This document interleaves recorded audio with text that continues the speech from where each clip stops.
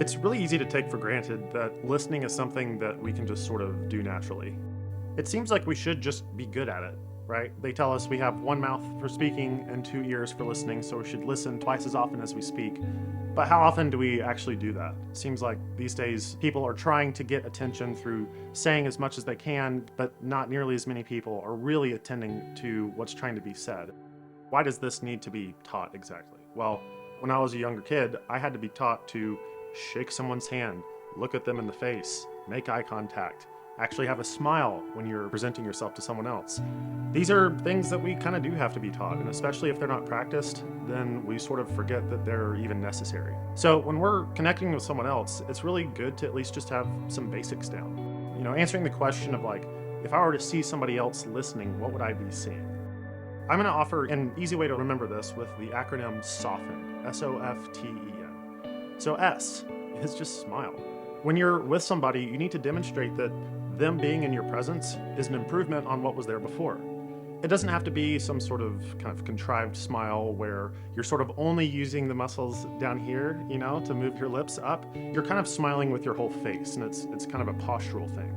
So you might even think of smiling with your eyes. Are your eyes telling the other person you're glad that they're there?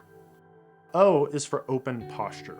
If you have ever tried to have a conversation with, that sort of group of people that kind of have the circle going on and you're trying to get in there and maybe say hello or whatever, you can tell when you've been invited into the circle versus when you're still kind of out of the circle, just based on how someone's body is positioned.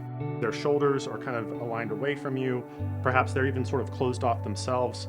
Now, it doesn't necessarily mean that crossed arms, for example, means someone's not listening, but you can kind of just see in their body language it's not open to you. So if you're in a one-on-one conversation with someone, the way that your body is positioned relative to them matters. So you can ask yourself, how am I listening to them sort of with my body?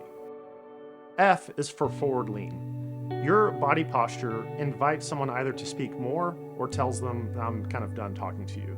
And the way that your torso relates to them, kind of like this, that's kind of an invitation of, I want a little bit more of what you're saying. It's demonstrating that what I'm doing is paying as much attention to you as I can with my entire self. Now, T is touch. And in our Western culture, we really aren't really great at this one. We might handshake or high five once in a while, but we don't tend to touch people nearly as much. And everyone needs some level of that, especially when we're relating with others.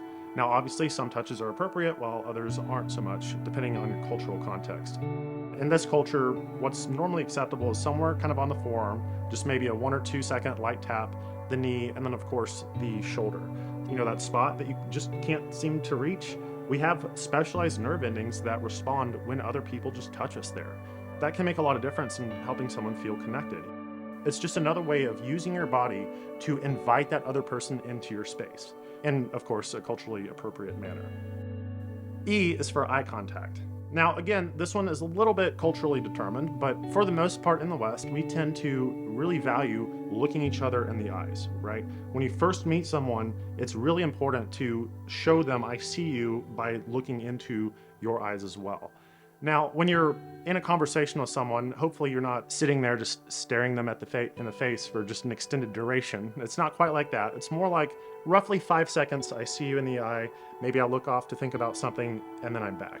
That's more or less what listening eye contact looks like. N is for nod.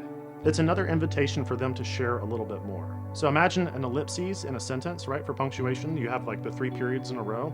That's kind of like when you nod, kind of think of the 3 nods in a row. It's basically saying, I'm listening, keep talking, I want to be here and hear what you have to say, right? The sort of 3 nod in a row. It's another invitation for them to continue to talk to you. So to recap, in order to listen with our bodies, we soften, right? We smile, perhaps we smile through the eyes. We have an open posture. We have a forward lean. We touch as appropriate, shaking hands, maybe a pat on the knee, a pat on the forearm, on the shoulder.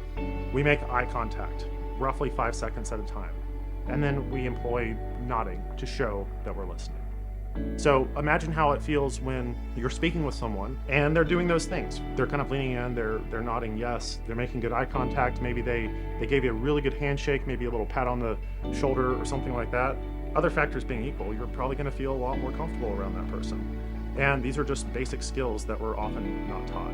So the next time you have even a conversation with somebody, maybe pick one of those and see if you can incorporate it.